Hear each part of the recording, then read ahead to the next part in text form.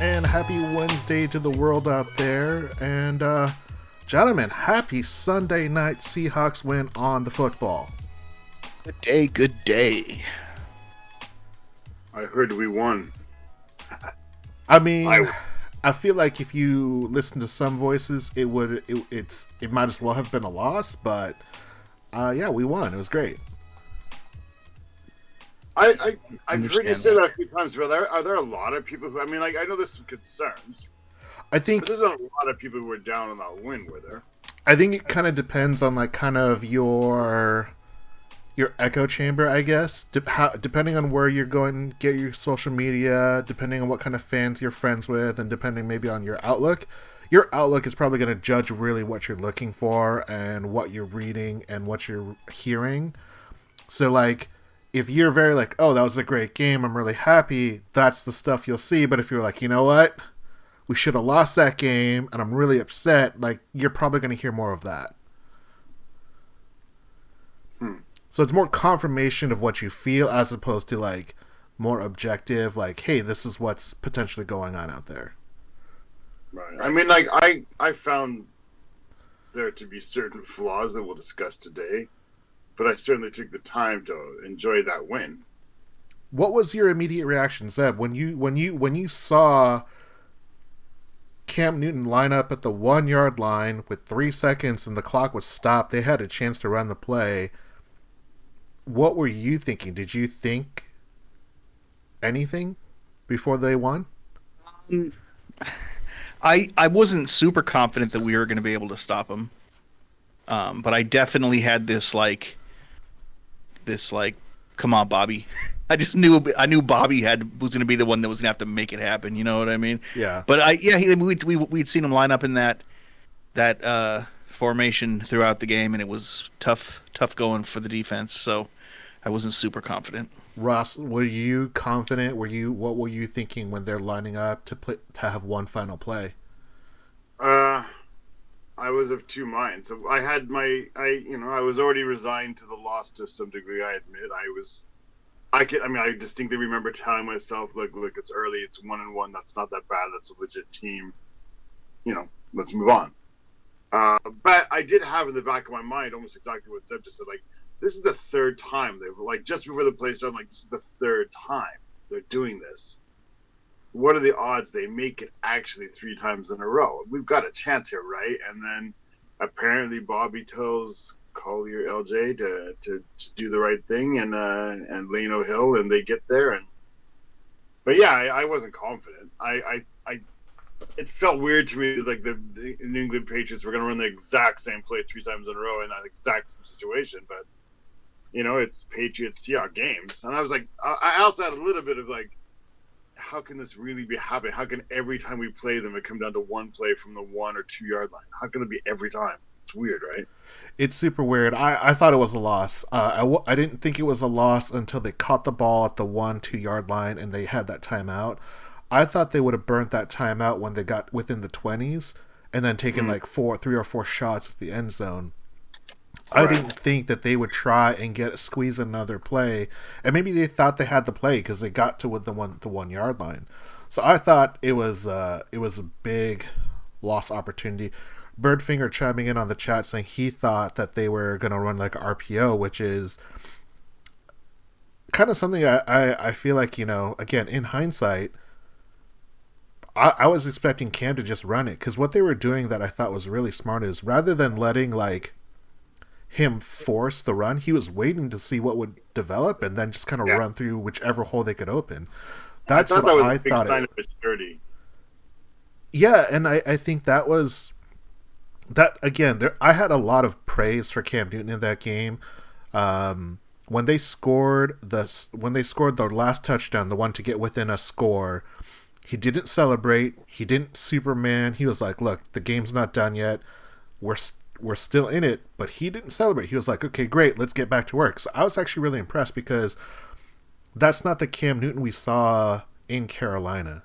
And whether it's a sign of maturity or understanding like the situation of the game, I was quite impressed. So I thought he had a really great game. The throws he made were pretty ridiculous. I don't think his throwing is as strong as it was in the past, obviously due to his shoulder injury. But I was incredibly impressed with Cam Newton in that game. Yeah, I had to give him grudging respect. He's one of my least favorite players, and especially as a quarterback, one of my least favorite quarterbacks. He's a quarterback I would never want to be on the team of.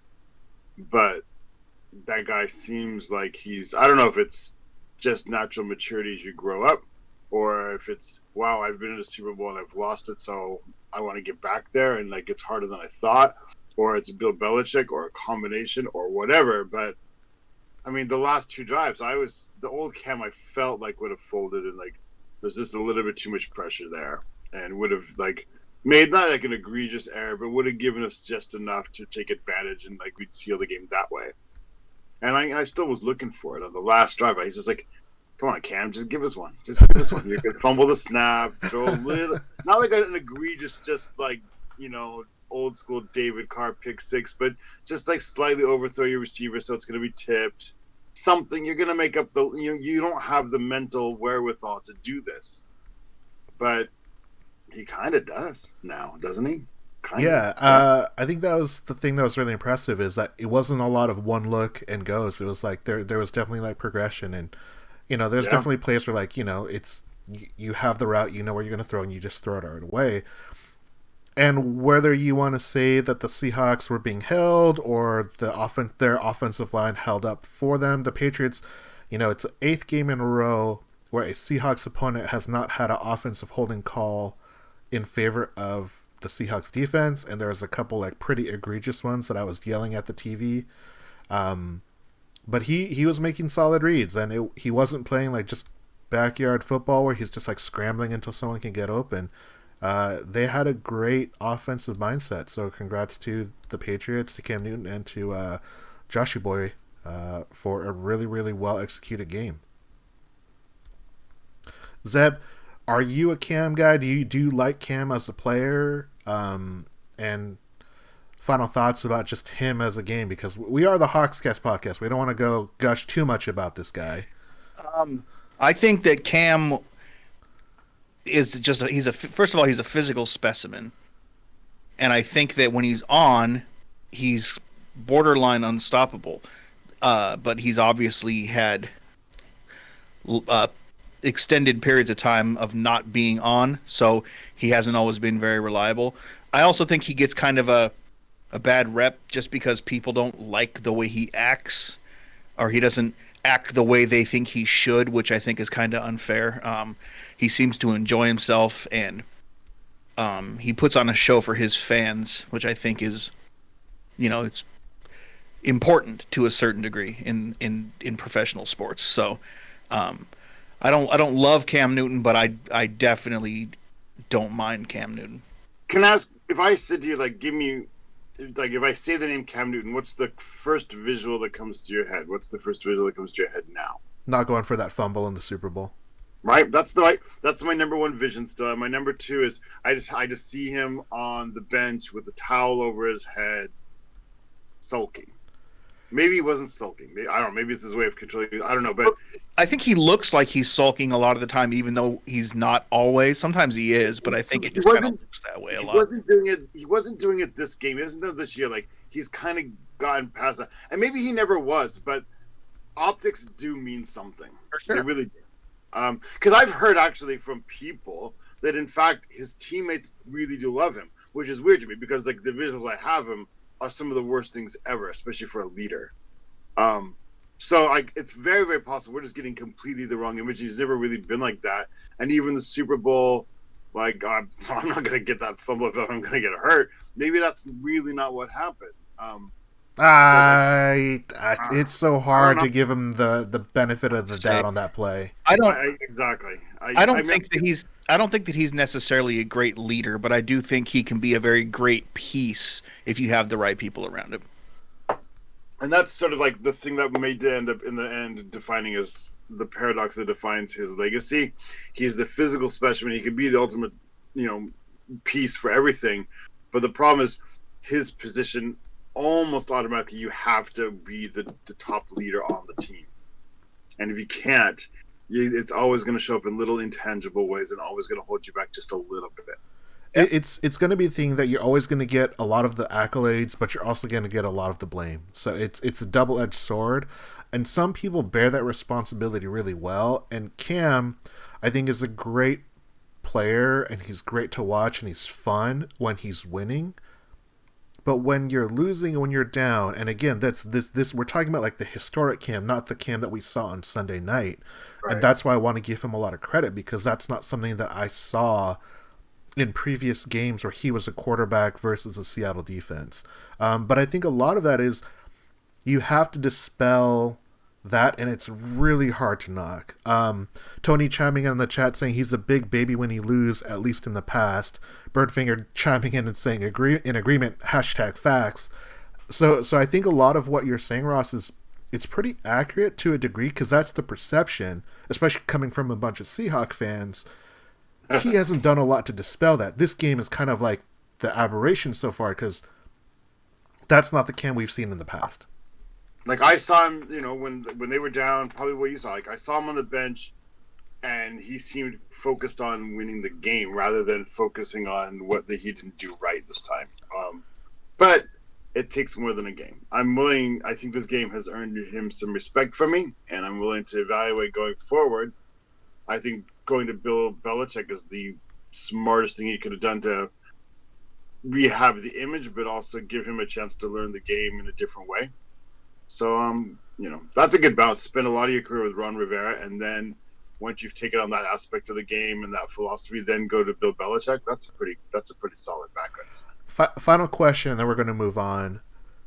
How many teams do you think are kicking themselves for not signing Cam Newton? He sat as a free agent for about 2.5 months before the Patriots came in and gave him a almost league minimum deal with a ton of incentives. I'd like to hear the thinking behind it first. Was it like they just don't care if they're winning the shit because they're going forward?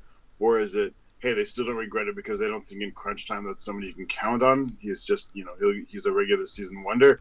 Or is it really like they thought the arm was shot? And so I disagree with you. I didn't think the arm was like lacking strength at all anymore. But who knows? We'll see later in the season. But yeah, I think there's probably a couple of teams that are going, oh man, he is fine. And, the coronavirus strikes again, right? Yeah. But I think there's some teams going, yeah. I'm sure he's fine now. But the problem is, our goal is the Super Bowl. We need a guy who's going to get the ball. Right. Here's Zeb. What about this? I'll pose to you. If you are the GM of the Miami Dolphins, are you going with Stanford Beard, Ryan Fitzpatrick, or would you have gone with someone like Cam Newton, who is probably more similar to your first-round draft pick, Tua from Alabama? What would you do if you were a GM? Yeah, I mean, I definitely think overlooking Cam was the wrong decision for at least a few teams. And just because this is what we're talking about, I also think somebody like Andy Dalton probably could have ended up somewhere and made the team better off than some of these guys that are out there right now. I'm sure, not teams necessarily, but fan bases. I bet the Viking fans would love to have somebody like Cam Newton at the head of their team right now. I don't think they're very happy with the way things are going there. So I do think it was a little unfair, or just stupid. Or, I don't know, or uninformed for some of the teams to overlook him this offseason. I think the Vikings don't have a choice though, because I know they don't, but their fans sure wish they did. Oh yeah. Yeah. Let's move on, because we're running a little time and kind of glowingly about Cam Newton here. This is the Hawkscast podcast, so we're going to rebound and refocus. We're going to talk about Seahawks. The Seahawks offense continues to shine, but the Seahawks defense gave up almost another 400 yards of offense in back-to-back games. Jamal Adams continues to impress, but he seems to be the only one providing any kind of pass rush. Russ continues his stellar season, leading the team to a record 5 passing TDs against a Patriots defense that only gave up 4 all last year. This is a Hawkscast podcast, and we're going to jump into topic number 1, Ross. And Ross, I want to know, what's more unsustainable? Relying on this offense to keep scoring, or the defense to keep bending? I don't even understand that question. It's the trope of bend but don't break, because they do break. It's just that we break the other teams more. Look, you know what? I don't know if it's sustainable. I can't answer that question, but I'm gonna say like that's how it's gonna be this year, and they knew it. They knew it. And we talked about the slide in the preseason. I felt that there was hints at it as well. Like this year, they're gonna have to throw because you didn't get to work out the people, so you didn't necessarily sign who you wanted to sign. The rookies didn't get enough time to learn the schemes. This is where we're at. You got to go with your strengths, and we're playing a little bit of schoolyard football this year, and it looks surprisingly good. Is it sustainable? Yeah, you know what? It might be this year because defenses haven't practiced. They may come together at the end of the year, but so will ours a little bit. And if you're just going to go out there and just go, you know what? I'm never going to bet against Russell Wilson. If you're going to say, like, man, this game, you're just going to have to score 40, and if we're going to let him try, I mean, I know it's contrary to everything I've said up to now because I really like the normal philosophy we have, and I think this last game even showed some of the limitations of throwing it because when you're throwing, that means you're always going to give the other team the chance as well. They're going to do it as well. You're not shortening the game. You're not controlling the clock. You're not doing all kinds of things that lets you have intangible controls over the game. So whatever, but if we're going to have to shoot it out, then I want Russ on my side, and let's roll with the dice. You know, sure. Is it sustainable? I don't know, because our team's not built like that. Like, that's one of the things I always said. We've kind of moneyballed it. You have other teams that are going to try to shoot out with us, but they've built an offensive line to pass protect. We have a built offensive line designed to run protect. Right. So like, is that ideal? We've chosen wide receivers even to some degree, with some exception. I would Lockett and Metcalf obviously are the exceptions, but some of our, well, you know, even with the Dorsett signing, maybe a little different, but we've chosen receivers as well, like that, you know, they're going to block. They're heady guys. We didn't choose to optimize our passing game, but this year they kind of did. We'll see. I don't know. Cop-out answer. Zeb, if you were a betting man and you had to say which one is going to quote unquote break first, is it the high scoring offense or is it the defense just like gives up 600 yards and 40 points a game? What do you think is more likely to happen, I guess? I have three lines of thought on the defense at this point. One is that clearly the lack of conditioning is showing, and I think that's showing just all around the league on offense and defense with the amount of injuries we had this past weekend. But I think real quick, I want to chime in on that conditioning thing. I felt like Julian Edelman needed like an oxygen mask. It looks like he was dying out there on all of those catches. You know, credit him for staying on the field, but I bet he was. He looked like he was done. His face was all swollen up as well. What was up with that? Drugs. Yeah, I don't know. But sorry to interrupt. I just had to get that out there. So keep that in mind. Secondly, I do expect this defense to improve throughout the season, assuming that they can stay healthy. Those two things aside, I think we're kind of showing right now, we had this idea that we can't build the D-line the way we want to. We'll just build the ultimate secondary, and that'll make up for it. I don't think that makes up for it. I think you can have an all-world secondary. There's only so much they can do if we're not able to pressure the quarterback and make him, you know, go through his reads faster and not have time to do the things he wants to do. So I think at this point, the chances of us improving that D-line and that pass rush in any meaningful capacity are pretty slim. Like, what can we do? There's just not that many options out there. Even if we were to make some kind of blockbuster trade, what do we have to offer? We've given up half of our draft picks already. So I expect them to get better if they can stay healthy. But whether they can get to the point where the offense doesn't need to score 35 to 40 points a game, I don't know. And I do believe that with this offense, when Russell's on, it's going to be sustainable. But this is the kind of thing where all it takes is one, it takes a bad game, and then you're playing from behind, and your defense isn't able to stop the other team. It's not a position we're used to being in as Seahawks fans. This just isn't the way Seahawks football has been in a long time, if really ever. But it's looking good so far on offense, and again, Russell is reliable. Russell, when he's in his mode, he's virtually unstoppable. So, um, I would say that it is sustainable for the most part. If this is what we got to do, let's just go all in and do it. And Russell's one of the few guys that I would trust to be able to make it happen. Can I offer slight optimism? Of course. On the defensive front? Like, I agree. Like, there's not much help out there that we could sign. There's only $6 million left in cap space anyway. There's not. I mean, the cupboards are bare. There's some Clay Matthews. There's some Michael Bennett out there on the shelf. But I would say there is still a chance that the defense can get better. And I will say a couple of names. We signed DeAndre Walker. He can't play because he doesn't know the playbook yet. He hasn't practiced with us. But that's a guy last year's draft we were interested in, and I was really interested in. So I was pretty excited we signed him. That guy, if he can get some snaps, they've listed him as a strong side linebacker, but that guy can rush the passer. And we've got Alton Robinson, who we haven't seen play yet. That guy can get after the passer. We've got, I just feel like there's a couple possibilities here. I even think that Jordan Brooks, now that he's going to get more playing time, apparently, he can get after that, like the passer. So we've got. I mean, they're going to have to learn. They're going to have to adjust. We'll have to see how it goes. But we don't. There's some unknowns there that maybe only one out of those three work out. But even if that one does work out, there's an opportunity there for things to happen. You're giving new people. Yeah, I mean, Pete Carroll lately, I think, has been a bit more conservative than he used to be. He used to be like, throw the rookies in. And the last couple of years, he's less and less like that. But sometimes when you do that, they surprise you. And it's not that rare even. Yeah. And Alton Robinson, I think, especially, is something that, I mean, he slid down to the 5th round, I believe, for a reason. But he has some giddy up.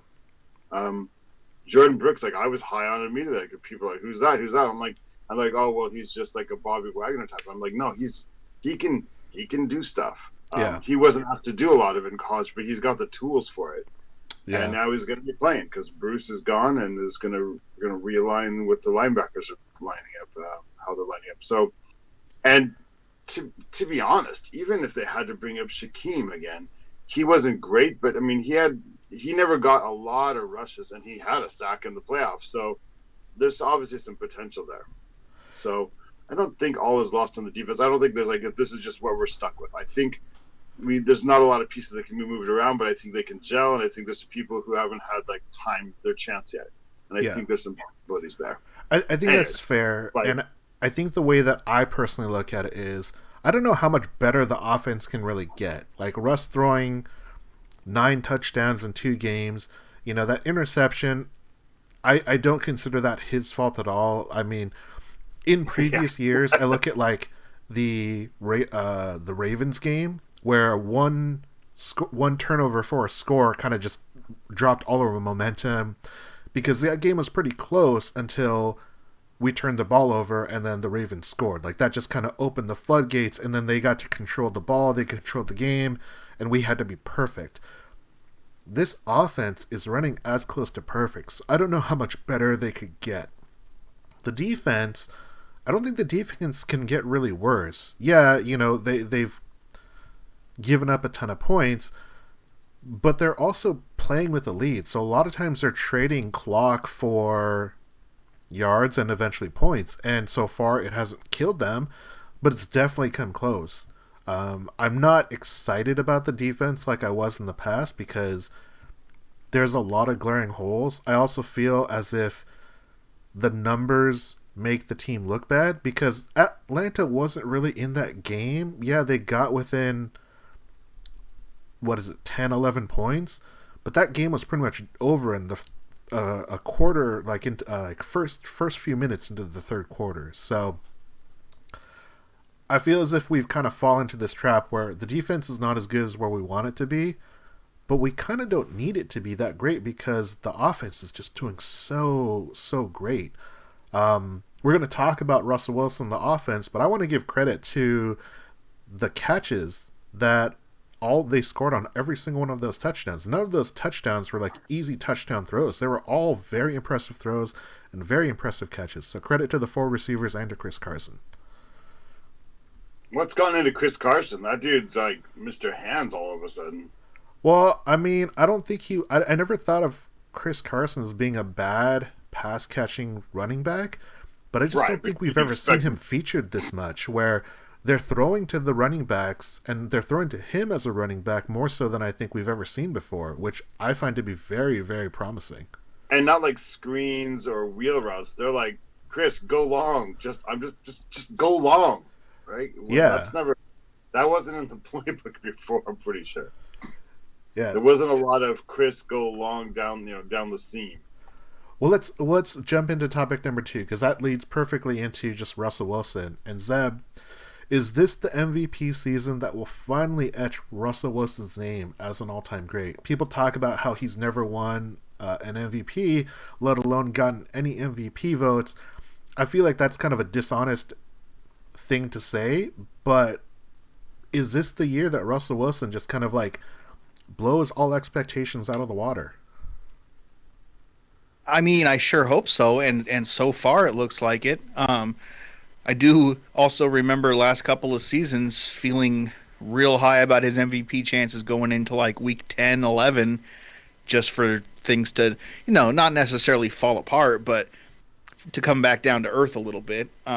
He's obviously off to the best start that we've ever seen. He's off to an otherworldly start, like a start that's right up there with some of the all-time great starts. So that's a good start, right? It's a good start. It's hard to imagine him being able to maintain these kind of numbers throughout the season, but I think that if he just stays this close, consistent, he doesn't have to throw 4 or 5 touchdowns a game, but if he can throw 2 or 3 and not throw picks and we win those games, I think he's got a real good shot at it this season. And I think a big part of it also is people noticing that he's not been kind of close to getting one before. And now that we've got the guys like Mahomes and Jackson who've gotten them, I think, a lot of times voters will look that way. They'll kind of say, hey, maybe this is the year that Russell deserves that recognition. So I think as long as he doesn't have any kind of major collapse towards the end of the season or something, I think he's got a real good shot at it. Ross, what about you? We've always talked in the past the merits of these awards and what they mean and what value they actually add to the player. But is this something that Russell Wilson is all of a sudden going to like really put himself into an all-time category that some people are not willing to give to him? I object to the question again because, like, frankly, by any objective, real standard, he's already an all-time great. He already is. Like, that's just his passer rating, what he's accomplished, what he's done with what he's done it with. He's already an all-time great. I mean, he's not synonymous with the Johnny Unitas yet or Joe Montana because he doesn't have quite the Super Bowl numbers. But I mean, he's a historic quarterback already. I don't think there's much debate. But is it the season he gets some MVP credit and whatever? And again, even that, like, it's not like baseball voting. It's not, to me, it's not as egregious that he's never gotten an MVP vote because it's not like in baseball where writers choose like their first, second, third, fourth choice. And so everybody's, gets some numbers in there. Like usually in NFL, it's a landslide for one guy who's just really, really obvious, Lamar Jackson last year, by the end of the year, it was obvious he did deserve it. It doesn't mean Russell Wilson wasn't awesome, but Lamar Jackson had an all-time. I mean, that dude he set a record for quarterback rushing yards while still having more touchdown passes than Russell Wilson. So, I mean, I'm not going to argue with that. I mean, it just seems like every year somebody, Mahomes had that record-breaking year that he won. So if it was baseball voting, he'd have votes by now. He would, but that's not how it works in the NFL. So I'm not so aggrieved by him not having a vote. But it does almost look like there's almost like a conscious choice, not by Russell Wilson, but by the coaching staff to be like, this year, you know what? Fuck it, we're getting recognition. We're going to make Pete Carroll Coach of the Year. Russell Wilson's going to get MVP. All the stuff we could have done if we played by everybody else's rules. It's like that one year in New England where they got Randy Moss. Oh yeah, I had Randy Moss on my team that year. Yeah, and they're just like, you know what? Brady's always like, he's a game. He's the best game manager all the time. You know what? This year we're going to show if we want to, we can do anything we want. So we're going to throw 50 touchdowns and half of them to Randy Moss. That's just what we're going to do. It feels a little bit like that this year. Like they're just sick of it, and they're like, if any year we're going to do it, we're going to do this year because this year's weird. So you know what, Russ, you're on pace now for 72 touchdowns. Let's do it. Yeah, for real. It feels a little bit like that to me. Seriously, they're just like everything's just kind of come together. That's a better, easier kind of offense to install, to be honest, because the rushing game needs a lot of things to go right. So you know what, Russ, 72 touchdowns. You're on schedule. Let's get it, buddy, and awards all around so we can get that shit out of the way, and let's win some more Super Bowls. Yeah, I think that's kind of the line of thinking that I would follow. Is like the MVP award really doesn't mean a whole lot because, again, in order to win the MVP, you have to have a record-breaking year in some fashion. Otherwise, you just kind of fall amongst the crowd. You got it's got to be a bit of a me year. Yeah, and Russell Wilson to open the floodgates with 9 touchdowns is kind of like a way to get people's attention. Football's not the kind of year where you have just kind of like above average years and like your last 3 games you just kind of blow people away. It's kind of like you have to be great 3 out of your every 4 games, and that 4th game you have to just be good. You can't be bad because there's only one MVP across the league. There's not one in the NFC and one in the AFC. It's like, no, just one person gets to win everything. So I think this is a chance, and like you're saying, Ross, this is a weird year where, like, look, if we're going to just kind of let things fly and just kind of figure this out and figure out how do we kind of like make this work as best we can, this is the year that we do it. I am incredibly impressed by how Russell has played, because amongst all of his throws, I can't remember like a pass where it's like, oh, I don't know if I'd make that throw. That's kind of tight coverage. He's making everything look so seamless and easy.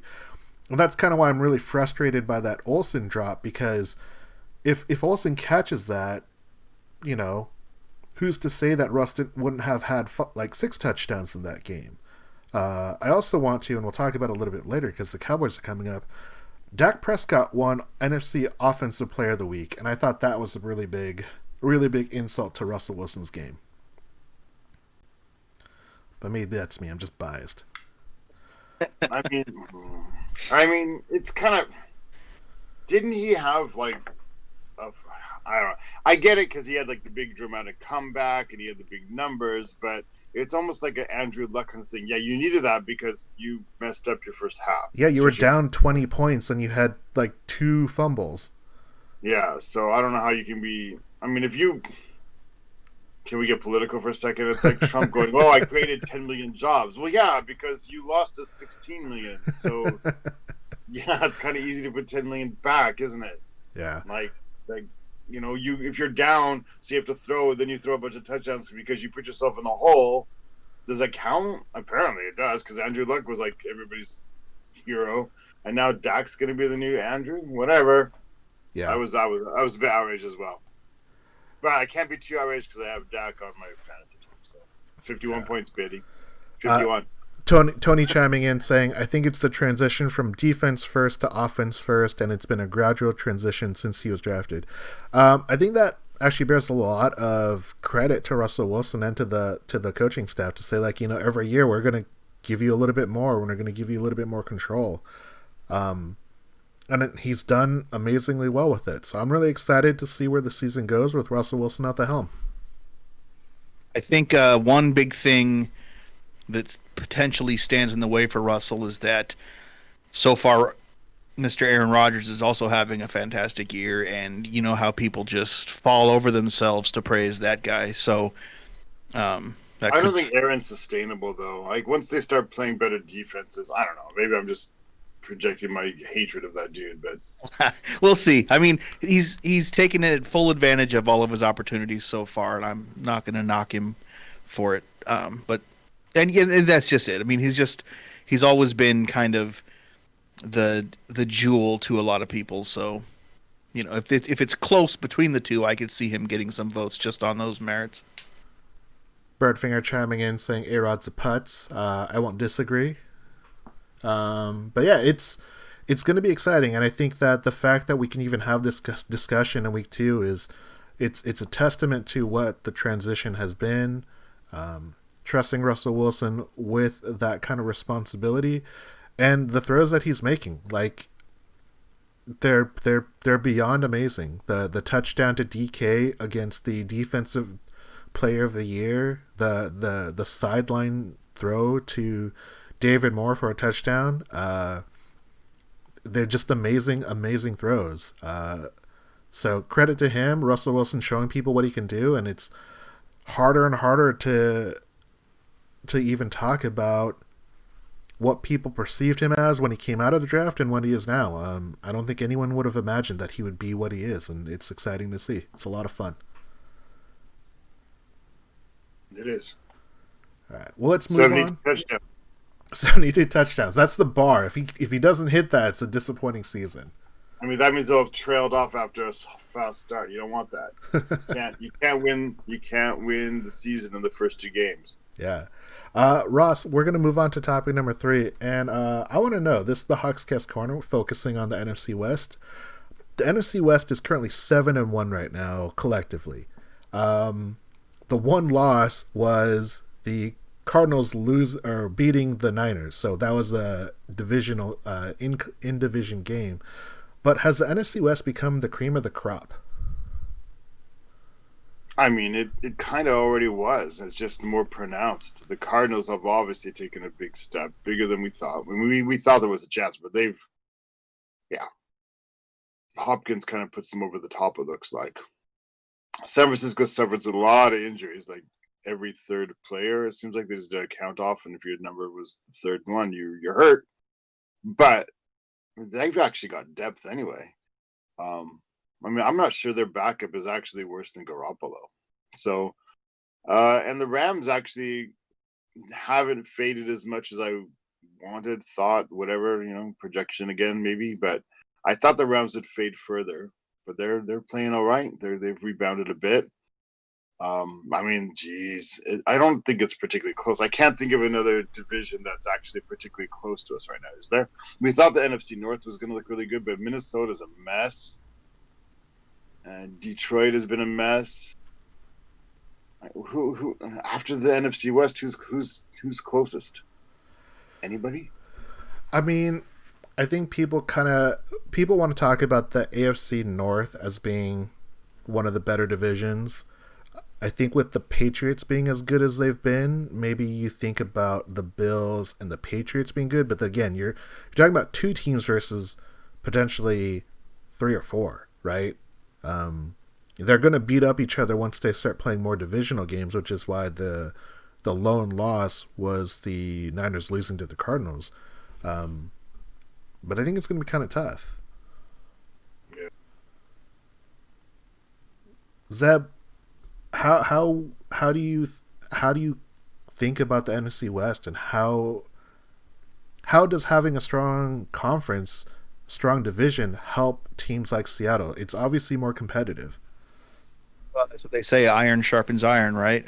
I don't know if that really works necessarily in this context, but it's kind of scary, in a year where we kind of feel like we should be one of the top teams, to have the other teams in our division also look so good as well, just shows you what kind of fight it's going to be to get where we want to be. I would be willing to bet currency. It doesn't have to be U.S. currency. We can work something out that at the end of the year, the NFC West will have the best collective record of all the divisions. I don't think there's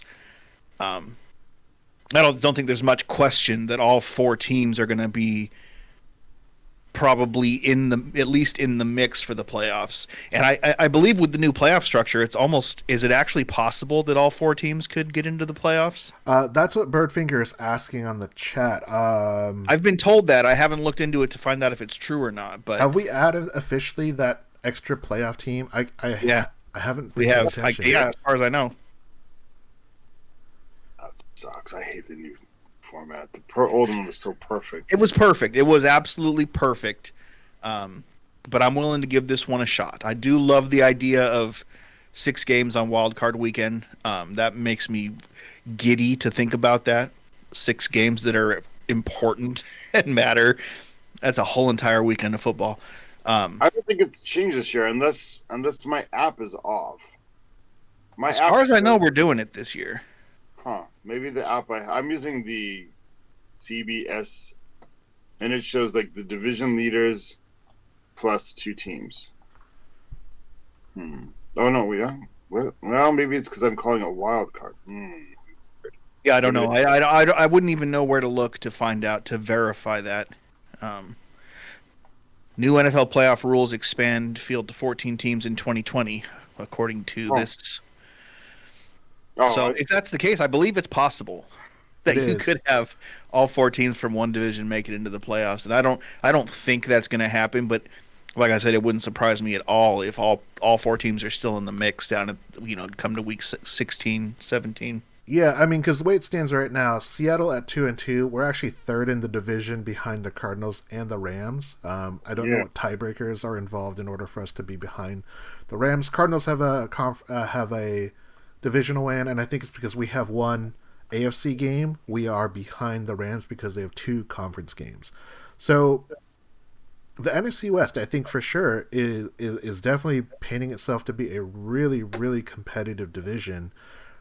Just on the fact that the reigning NFC champion in the Niners, they look obviously severely hobbled by losing 2 key defensive players and one of their better corners being injured. It will be a question to see if Garoppolo is the same as Nick Mullins, because they still won that game pretty handedly. Mullins is probably better. I really do think so. I mean, he's not as good looking. That's what matters. And it seems like, and that's, I mean, if you're playing in San Francisco, that matters. So, Santa Clara, whatever. Yeah.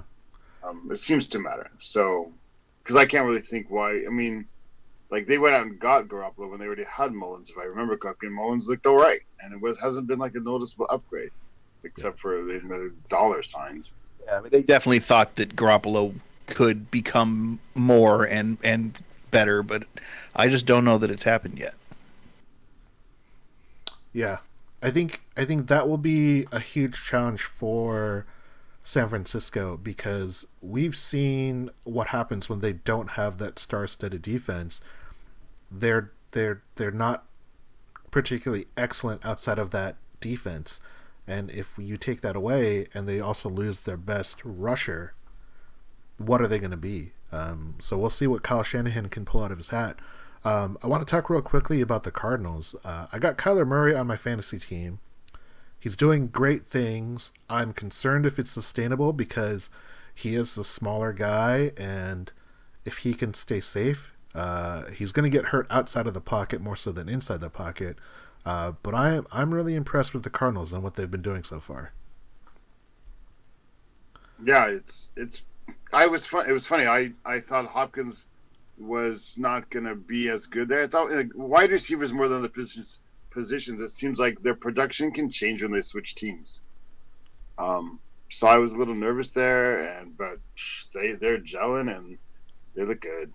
Yeah. So it's going to make for a great NFC West, and I do think, to your point, Zeb, that the better the conference is, the better the division is, the stronger it looks when they start facing other opponents, because they're not going to be as strong. Because I think a couple of the divisions just don't look as good. Like the NFC East and the NFC South, I don't think they look as good.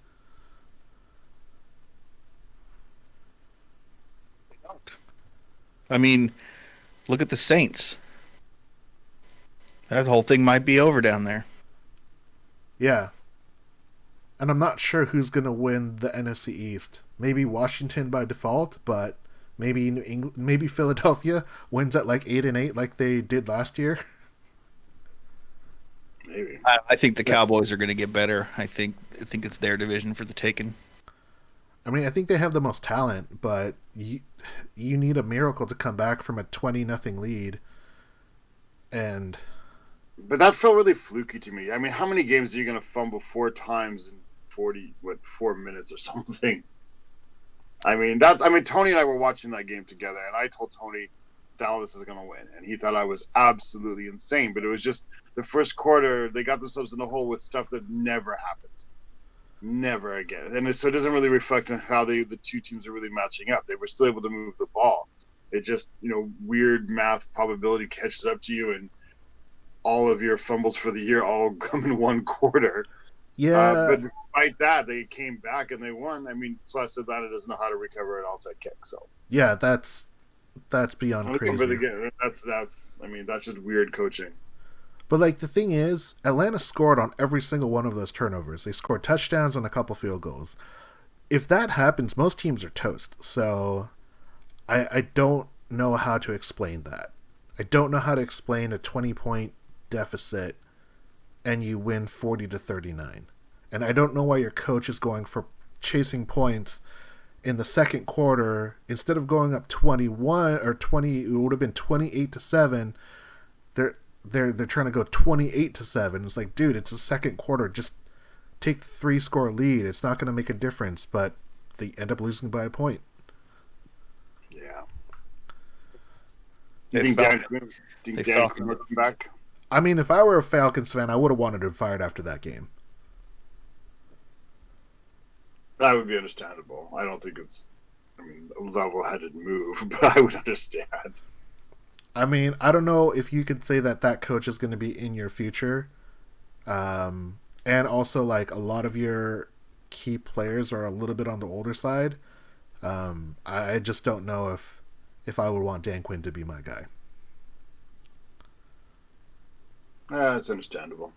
Would you want him back as your defensive coordinator? I would be indifferent to it just because I think we've all seen Pete is going to run his defense no matter what it is. So whether it's Dan Quinn, Ken Newton Jr., Chris Richard. I think it looks different under each one, though. I'm still trying to figure out if Ken Norton Jr. is a good defensive coordinator. Because, again, we are all admitting our defenses are very good this year, but when we evaluate, same thing as last year, when we evaluate each player, we seem to think they're good. We seem to think we have two of the best safeties in the game. We have Shaquille, who's supposed to be a top-tier cornerback. We brought in another top-tier cornerback. Bobby Wagner's one of the best in the game. So, shouldn't we not have the worst defense in the league? Yeah, I think that's a fair question. And that's why I don't know what a defensive coordinator is really going to be able to do because – yeah, they'll be able to put in their tweaks, but ultimately, maybe it's the coordinator's fault. I mean, maybe we do have good players, but they're not being used properly. I don't know. But what are the chances Pete's making a change mid-season anyway? He's not gonna. Yeah. He's but not. How about next year? There's always next year, though. Yeah. Do it next year. I don't know. I just it's the debate from last year, and we're off on something, and I want to know which one it is. Are we evaluating our players completely wrong and actually every one of our defensive players kind of sucks? Or does our defensive coordinator and defensive scheme not use them right? Potentially. I think that's a question that's going to be a little bit harder to answer across these two games. I think this game is actually going to be pretty telling. So let's move on to topic number 4 because it is a chance for us to talk about kind of our team makeup. And Zeb, topic number 4, the Dallas Cowboys. Are the Cowboys a mirror match, a strong offense with a lacking defense? If you look at the defensive numbers, if you look at the offensive numbers, they're pretty comparable. Obviously, Seattle has an advantage in the actual quarterback itself, but the Cowboys have a very potent running game. They have strong, big, aggressive receivers. Their defense is severely lacking in the pass rush, just like Seahawks are. What do we expect about going against a team that is very similar to what the Seahawks are going to try and do? Yeah, I haven't really had a chance to watch much Cowboys football this year, so I'm going in blind just a little bit based on what I've read and the highlights that I've watched. But it seems like a similar situation over there. I think Dak Prescott's a pretty good quarterback. I don't think he can become a Terminator like Russell does. So I think in that aspect we do have the advantage. But yeah, it's going to be one of those things, man. It's very likely that this is going to be a shootout, and it's gonna come down to who makes the least mistakes, or maybe even who has the ball last. Um, I just I just don't see any way around it. Of course, now we'll go in and it'll be completely different than what we expect, right? But Right. At this point, that's what it looks like to me. I don't know enough specifics about their team to really get in depth on it or anything like that. But that's what I expect. I'm expecting a shootout this weekend. Here's the question. If you have Russell Wilson and Dak Prescott on like your 4-man fantasy football team, which one would you start? Russell Wilson or Dak Prescott? Dak Prescott against Seattle defense or Russell Wilson versus Cowboys defense? Who are you going to play? I'm starting Russell. Okay. Ross, who would you start in that situation? Russell Wilson, but I also be afraid because you know what's going to happen. There's going to be a couple of games this year where Seattle does the exact opposite. They flip the script and they're like, we're going to run it 60 times. We're just going to run. They're going to do that at some point. They're going to flip the script. They're going to just like shock people because they're so used to like, and you never know what game that's going to be. What would you play if you had the defensive choice? If you had to play Seattle defense on your fantasy team or Cowboys defense on your fantasy team, which one would you pick? This week, I play the Seattle defense just because, like, I think they're both pretty equally not so awesome, but I think that Seattle's has potential to make more bigger plays that are going to get you points. I feel we have a bigger potential for interceptions in particular. Zeb, what about you? Which defense are you playing? Yeah, I'm going Seahawks as well. I do think we got some playmakers. I think we're gonna be able to get some turnovers and turn those into points. So I'd go Seattle defense. Ross, do you view this game as kind of a mirror match? I don't know how much you've had a chance to look at it, but it's there's strikingly a lot of very close similarities based upon what we've seen across two games.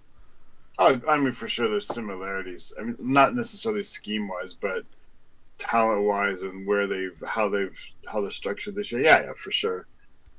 I do feel that they're like a little bit like they've got stars of the same positions, but they seem to be sort of stars without the star mystique. Like Dak Prescott is really, really good, but he doesn't seem quite to have the edge that Russ has to him. And like Amari Cooper is a star receiver, but he doesn't have like the mystique and the wonder that goes around like a Metcalf. And Ezekiel Elliott's really, really good, but like a lot of Cowboy runners, like he really runs well, but he's just not that exciting to me. Yeah. And that just seems to always be the Cowboy way. Like Troy Aikman and Tony Romo were really, really, really good, but never really like had that star power. And like Dak seems like that to me. He's really, really good. I don't want to undercut him, but it just doesn't seem like he's ever going to elevate himself to be like, you don't talk about him as like the face of the league. Like some people, like Mahomes and people were kind of toyed around with Russell Wilson for a while. It's never going to be Dak. And again, like Amari Cooper is just never going to be, have the charisma even of a Metcalf or Hopkins over in Arizona now and whatever. Just their stars always seem to be like that for me. I think there's definitely an element that the Cowboys in and of themselves are always a little bit bigger and more puffed up than what they really are. And I think that we've seen that in the past few years. The Cowboys have not been as good as their public kind of perception. They're lucky to be 1-1. I would rather face them as a 1-1 team versus an 0-2 team, just because I think they'd be a little bit more desperate as an 0-2 team versus a 1-1 team. I do agree that almost across the board, and Tony says this in the chat, that we're slightly better in them than the Cowboys in almost every aspect, and I like our personnel, especially at key positions across the board. Ezekiel Elliott's probably a better runner than Chris Carson is, but within this offense, I see no reason to change that. I see no reason to go away from Chris Carson. And the receivers, their rapport with Russell Wilson is off the charts, so I see that as a huge advantage. I would also select Russell Wilson if I had to choose between Dak and Russ in a fantasy start, and I would probably pick Seattle's defense just because I think that there's a greater chance that they're all of a sudden going to get better. Not like top 5, but they could go from top 26 to like, high or like low 20s, high teens. I think that's very possible. and they think this is potentially a game to show for it. So I'm really looking forward to it. I think that this is another marquee matchup for Russ and the Seahawks to kind of like build that steam and kind of build their name up, and kind of take that as far as they can down to the playoffs. So I'm looking forward to this game. Fun. Is there anything that you're concerned about in regards to the Cowboys? They got a new coach. They're amped for winning this miracle comeback game. Is there anything about the Cowboys that you're concerned about? No? Nothing? Zeke? Zeke, yeah. Zeke's scary. In my opinion, Zeke's top 3 running back in the league. The guy runs with power and balance, and he's one of the only people we've ever seen put a shot on Cam Chancellor and make him stagger. So that'll always be embedded in my mind. He's going to be tough for us to contain, I think. They have 3 really, really legit wide receivers, and I don't know if we have 3 really legit covermen. So it means a lot of zone, which means a lot of 10-yard receptions we're going to give up all day long. And we'll see how that affects the game. Agreed. I don't know if we can cover like Gallup and Cooper and Lamb. So we'll see. I think that's fair. I think that's always going to be the concern, and depending what the weather is going to be like this weekend, that might be an impact where some of the teams aren't going to be able to do what they really want. Maybe it's going to be wet, windy, rainy, and it's going to mean that people have to move the ball on the ground. So we'll see what happens. Final comments on the Cowboys. Tony chiming in saying that their offensive line is not frightening anymore. I think that's always a plus. I know if you looked at the injury report that they have one of their offensive linemen that are out, which is never a good sign. A lot of Seahawks are on their injury report. Also, a lot of veterans getting some rest, which is I don't know if that's concerning after week 2, but hopefully it's nothing big. Yeah, it's pretty crazy. 2-3 years ago, the Cowboys' offensive line was just monstrous, and it was like, as far as I knew at the time, it looked like it should be sustainable, but then it just seems to have kind of fallen apart on them the last couple of years. Yeah. Thank God. All right, well, let's move on to some predictions here, and Zeb, I'm going to hit you up first so we can prices right you.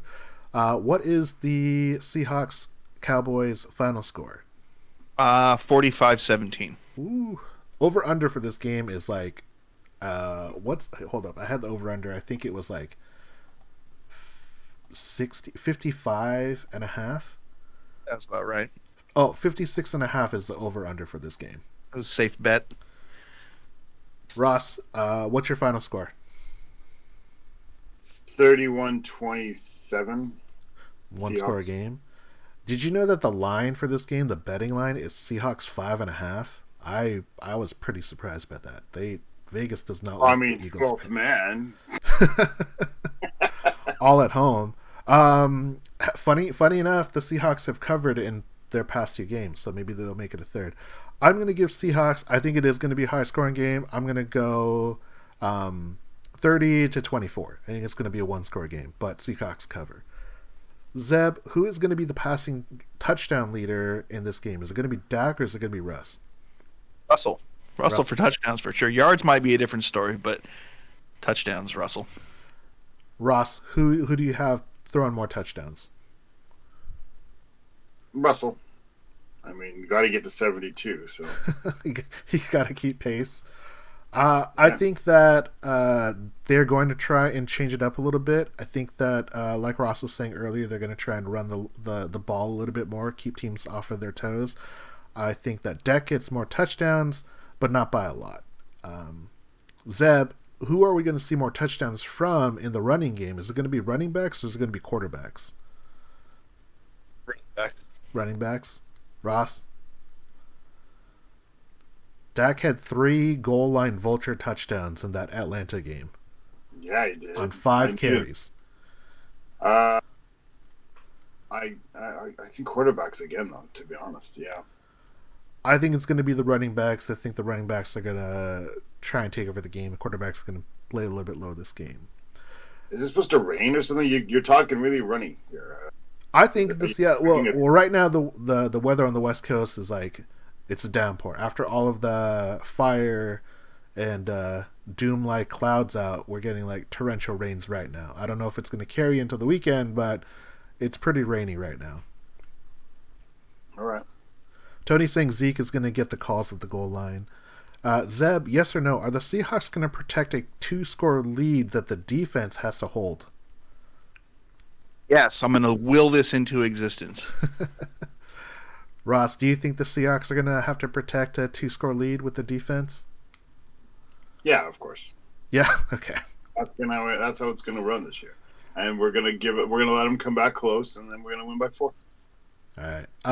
Yeah, I have the Seahawks winning by just 6 points, so I think definitely the Seahawks are going to get up 2 scores, but they're going to have to protect that, but the defense will still hold. Zeb, yes or no? Is Jamal going to get another sack? He's got 2 sacks in 2 games so far. Yep, he's getting 16 this year. 16? I like it. Ross?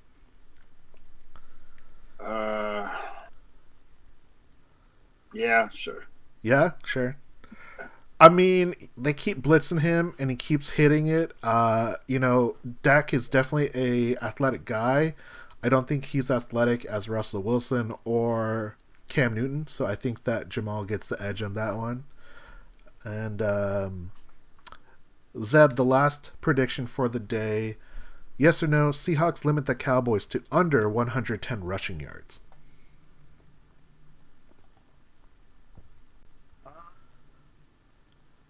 No. All right. I'm going to agree. I don't think we hold them under 110, no. Yeah, I think that they're going to try and run the ball. Seahawks defense has actually been pretty stingy against the run. Not saying they've had to go against anything as close to formidable as Zeke, but they've done an excellent job. They're limiting teams to 2.7 yards per carry. So I don't think they'll be able to hold it up, but I think that they've definitely done a good job. Gentlemen, those are our predictions for the day. It's going to be an exciting game. It's a regular game. There's not going to be fans again, so that will be interesting. So we'll see how it goes. Did you guys notice like the lack of fans and how that made a difference in that Sunday night game?